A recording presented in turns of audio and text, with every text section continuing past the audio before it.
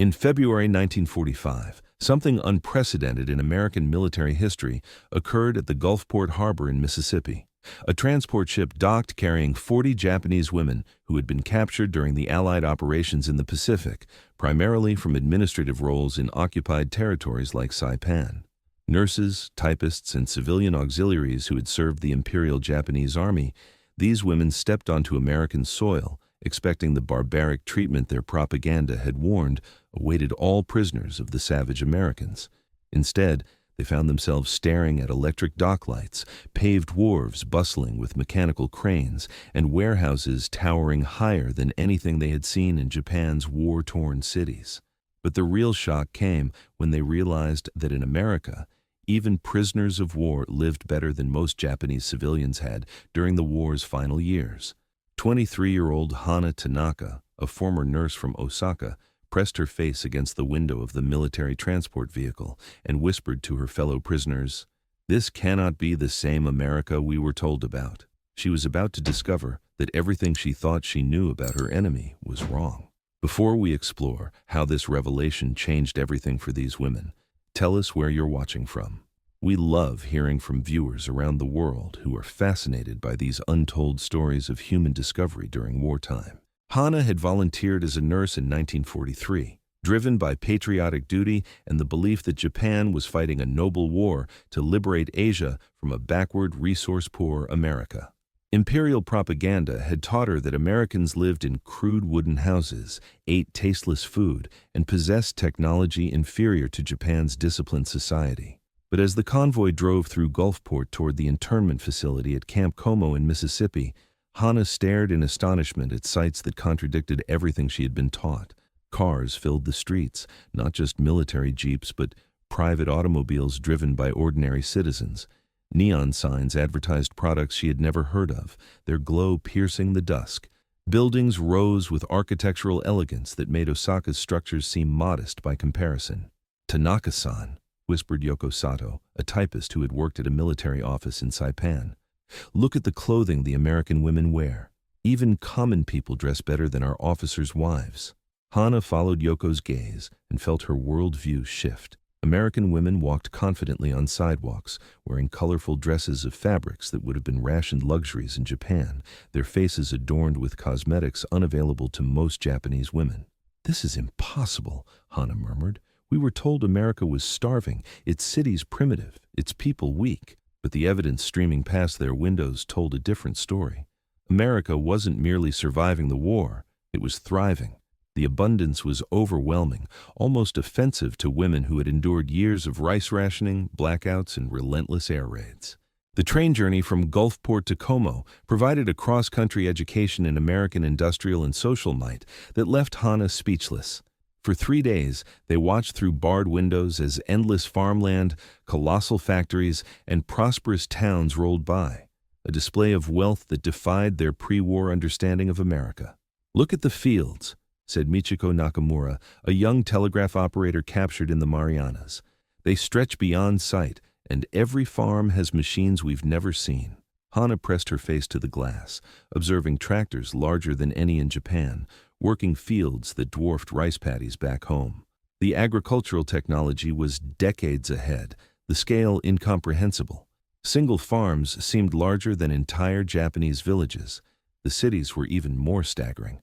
Passing through industrial hubs like Birmingham and Memphis, the prisoners saw factories with smokestacks piercing the sky, producing goods at a scale that explained how America could wage war across 2 oceans while maintaining civilian prosperity. "Tanaka-san," Yoko whispered formally, despite their shared captivity. "If America has such industry, how did our leaders believe we could defeat them?" The question haunted Hana as she watched factory after factory pass by, each larger than Japan's biggest plants, their output fueling both war and domestic abundance. By April 1945, Hana's transformation brought a crushing moral crisis. 3 months in Camp Como living better than in Japan made the implications unbearable. The camp's Easter celebration, with roast lamb, gifts, and music blending American and Japanese elements, proved America's abundance. Hana watched volunteers distribute treats to enemy prisoners, tears streaming as her beliefs collapsed. "Tanaka-san," Yoko said, reading a letter from Kobe, My family eats rice husks to survive. Bombings have destroyed our city. They ask if I suffer under American cruelty. The irony was agonizing. While her family starved, Hana ate better than ever. How will we explain this when the war ends, she asked.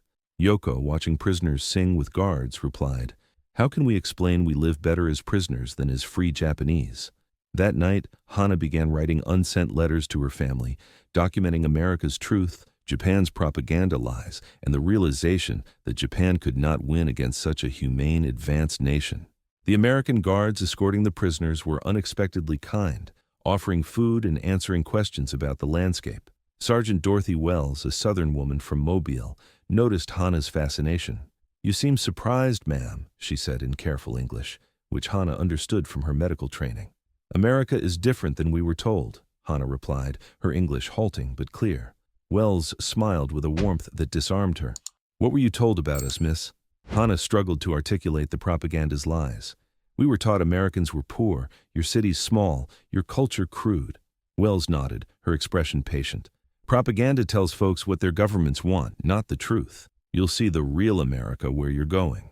Camp Como, where the Japanese women would spend the war's remainder, delivered the most profound shock. Even in captivity, Hana lived better than she had as a free citizen in Japan. The camp's barracks, with running water, electricity, and indoor plumbing, luxuries rare in wartime Osaka, felt like a dream. Each unit had a stove, electric lighting, and access to a laundry with washing machines that hummed with efficiency. This cannot be, Hana whispered as she explored her shared quarters. Prisoners do not live like this. Yet the accommodations were just the beginning.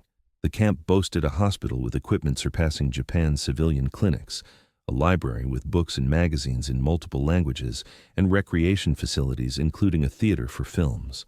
Dr. Margaret Sullivan, the camp's medical director, conducted intake exams and was shocked by the prisoners' conditions. Many showed signs of malnutrition despite their military roles, revealing Japan's desperate wartime shortages. Miss Tanaka, Dr. Sullivan said through a translator, when did you last have a full medical checkup in Japan? Hana hesitated. Perhaps 3 years ago. Medical care was scarce even for nurses. Sullivan's notes, later part of intelligence reports, highlighted Japan's civilian struggles. Here, you'll have regular care, dental treatment, vitamins, and medications to restore your health. The promise seemed fantastical. In Japan, Hana had rationed bandages for patients. Here, prisoners received better care than Imperial Army personnel. Days passed, revealing a routine of 3 meals daily. Meat, vegetables, dairy, hot showers, electric heating, and educational programs. Sato-san, Hana said one evening in their lit barracks, I begin to see why Japan is losing this war. Within weeks, Hana volunteered at the camp hospital, discovering American medical technology. X-rays, modern surgical tools, penicillin, far ahead of Japan's. Dr. Sullivan assigned her to assist with Japanese and Italian prisoners, exposing Hana to advances that shattered propaganda's lies.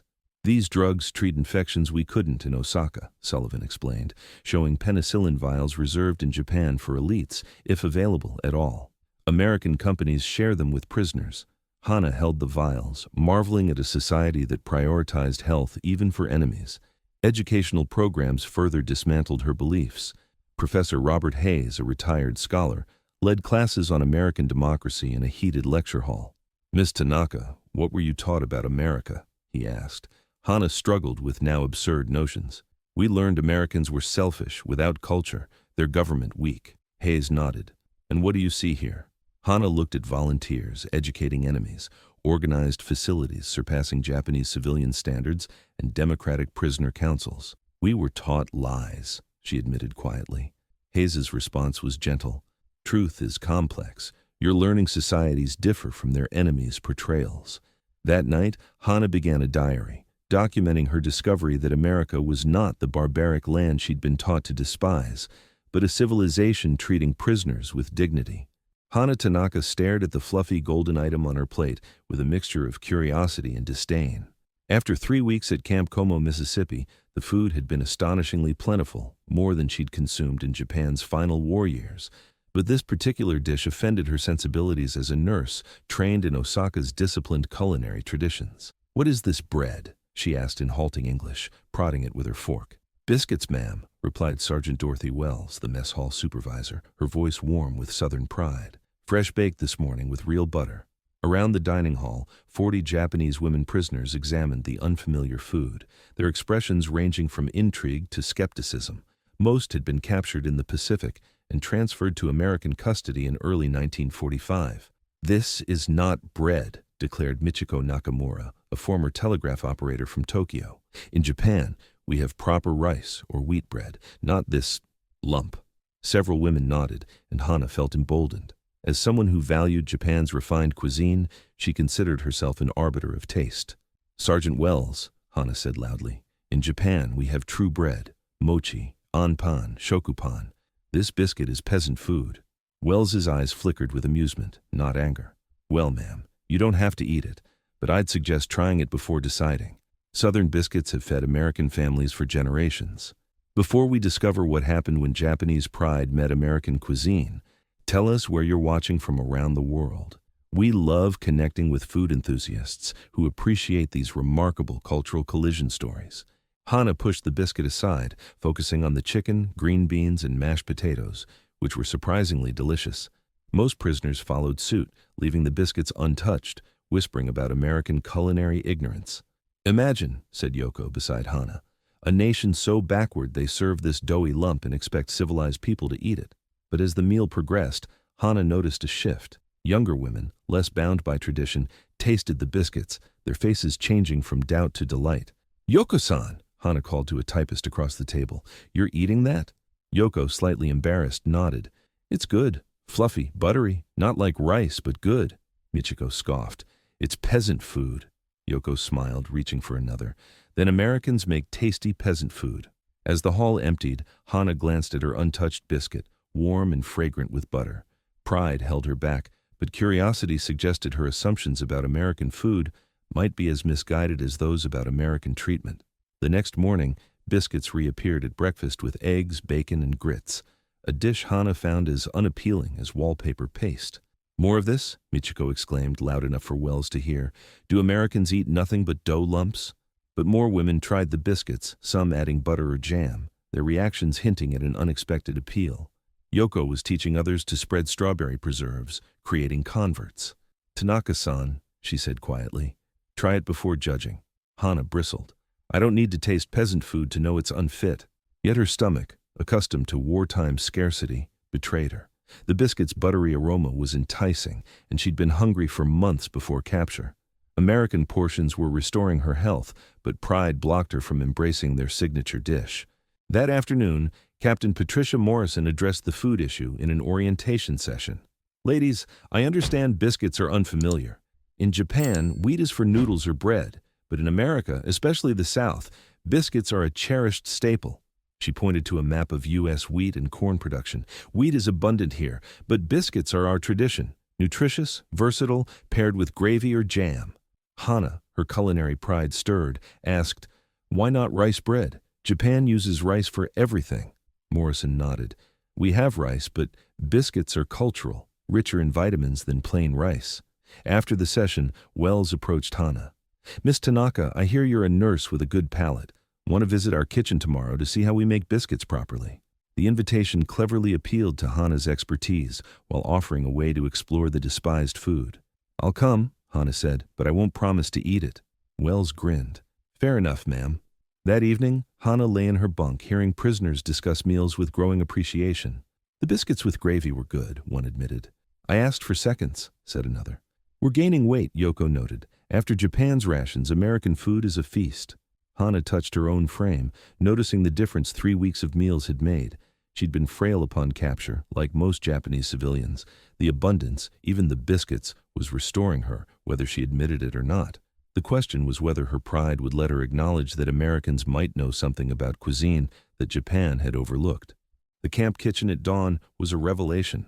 Hana expected a utilitarian space, but found a facility rivaling Osaka's best hospital kitchens. "Welcome to my domain," Wells said, gesturing to gleaming ovens, organized workstations, and equipment surpassing Japan's wartime capabilities. "We cook 3 meals daily for 250 prisoners and 80 staff, all fresh." Hana studied the setup with a nurse's precision. "Impressive," she admitted reluctantly. Wells assembled biscuit ingredients: flour, butter, milk, baking powder. The key is cold butter and minimal handling, she explained, cutting butter into flour.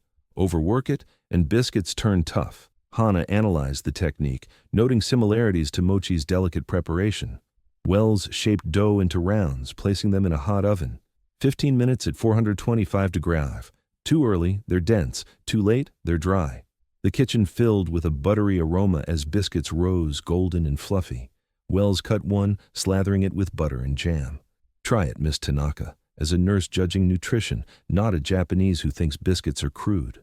Hana stared at the steaming biscuit, butter melting into its layers. Pride urged refusal, but curiosity and hunger won. She took a bite. The texture was light, almost airy, with a rich buttery flavor enhanced by sweet jam. It was, objectively, delicious. Not rice, not mochi, but uniquely satisfying. Well? Wells asked, her smile knowing. It's good, Hana admitted. Different from Japanese bread, but good. Wells nodded. You just learned something about keeping an open mind. As Hana finished the biscuit, she realized the lesson extended beyond food. She'd been wrong about biscuits, just as she'd been wrong about American cruelty, culture, and sophistication. The question was how many other assumptions she'd carried into captivity were equally false. Word spread through Camp Como that Hana Tanaka, the proud Osaka nurse who'd scorned American biscuits, had not only tried them, but praised Sergeant Wells's recipe. By May 1945, the dining hall buzzed with Japanese women debating cultural superiority and culinary prejudice. "Tanaka-san, you've betrayed Japanese standards," Michiko declared. "Next, you'll say American tea is better than matcha." Hana buttered a biscuit calmly. "I'm saying dismissing food untasted is foolish." I was foolish. Her admission carried weight, given her nursing credentials. If a nurse accepted biscuits, perhaps the mockery was premature. "It's the butter that makes it tolerable," Yoko insisted, preserving Japanese pride. "I tried it plain," a younger prisoner countered. "Still good, different, but good." At dinner, fewer biscuits remained uneaten, and by week's end, the kitchen increased production to meet demand. "Miss Tanaka," Captain Morrison said privately, "Sergeant Wells says you're a biscuit advocate now." Hana smiled. "I admitted I was wrong, Captain. As a nurse, I should have known better than to judge without evidence." Morrison proposed a cultural exchange. "Would you teach Japanese cooking techniques to our staff while learning American recipes?" Hana was stunned. "You want a Japanese prisoner to teach?" Morrison nodded. "Your expertise matters more than your nationality." 2 weeks later, Hana stood before American staff and Japanese prisoners, demonstrating miso soup preparation while Wells taught biscuit making. "The key to miso," Hana explained in improving English, "is balance. Miso paste, dashi, not too strong." Wells added, "Same with biscuits. Balance butter and flour. Respect the ingredients." As miso soup simmered beside golden biscuits, Hana saw food bridging divides politics had widened. The mess hall soon served both Japanese miso and American biscuits, prisoners and staff sampling each, appreciating unfamiliar flavors. "Tanaka-san," Michiko admitted, tasting a biscuit. "It's good. I was wrong." Hana smiled. "That's what I've been saying." Watching prisoners request biscuit seconds, Hana saw a small miracle, prejudice turning to appreciation through open-mindedness. Yet, a June 1945 Red Cross letter from her sister in Osaka shattered this progress. "We eat barley gruel," Aiko wrote. "Bombings destroyed our home. We pray you endure American cruelty." Hana read this during lunch. Biscuits, chicken, pie. Her guilt overwhelming. She was a prisoner eating better than free Japanese civilians. "Bad news?" Yoko asked. "My sister starves while I grow fat in Mississippi." Wells approached. "Miss Tanaka, is everything all right?" Hana's voice broke. "My family starves, yet you feed prisoners like guests." Wells sat across her. "Guilt won't help them. Surviving, learning skills, understanding why we won, this helps your future." Wells's words resonated. Hana had believed Japan's discipline superior, yet here, prisoners ate better than Osaka's civilians. She requested permission to write Aiko about immigrating to America. "Captain Morrison," she said, "I want my family safe. Is that possible?" Morrison nodded. "Family reunification is possible for cooperative prisoners. Show integration potential." Hana threw herself into the exchange program, teaching Japanese recipes, studying English, and demonstrating adaptability. "You're working hard," Wells noted during a kitchen session. "For my family's future," Hana replied, and maybe admitting America understands some things better, like biscuits, like abundance, like dignity for prisoners. She pulled biscuits from the oven, now as skilled as any Southern cook. I mocked this because it wasn't Japanese. Now I see it represents sufficiency we lost in Japan.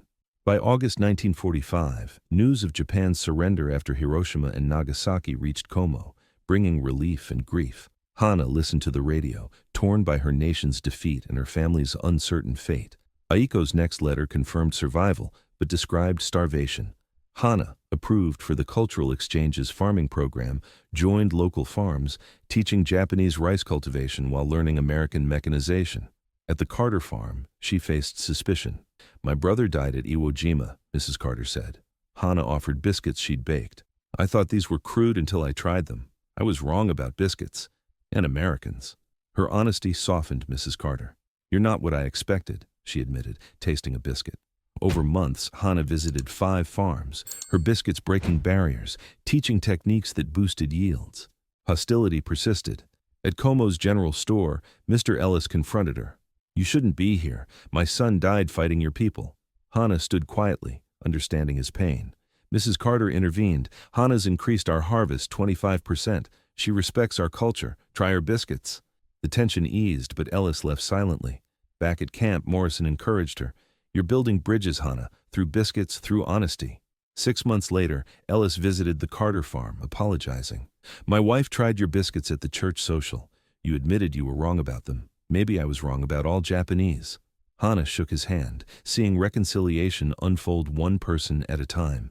In 1947, Hana stood in Camp Como's visiting area, embracing Aiko and her 2 children, newly arrived from Osaka. The children marveled at biscuits with butter.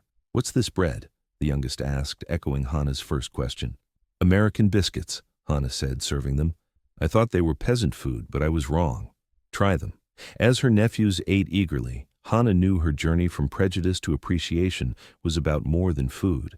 It was about learning that cultural pride blinds, but humility opens paths to survival.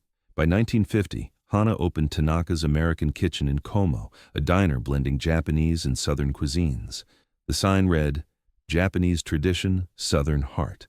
Biscuits sat beside miso soup, symbolizing her bridge building. Morrison, now with the State Department, documented Hana's story for post-war integration reports. "Because of biscuits?" Hana asked. "Because you admitted you were wrong and built something new," Morrison replied. At a diner dinner, former prisoners, staff, and locals, including Ellis, ate Hana's fusion dishes. "5 years ago, I thought Americans were barbarians," Hana said in a speech. "Then Sergeant Wells taught me to taste biscuits. That bite taught me judgment without knowledge is foolish. Enemies can become family with understanding." Wells raised her glass. "To biscuits, peace's ambassador." As Hana cleaned up with Aiko, her sister asked, "Regret staying?" Hana thought of mocking biscuits, finding kindness and building bridges. "Never," she said. "Japan was my birth. America became home when I tasted truth." In 1960, Tanaka's American Kitchen had 3 locations, her recipes in Southern living, her story in schools as integration's model. She still baked biscuits and mochi daily, proving enemies could become neighbors through one honest bite.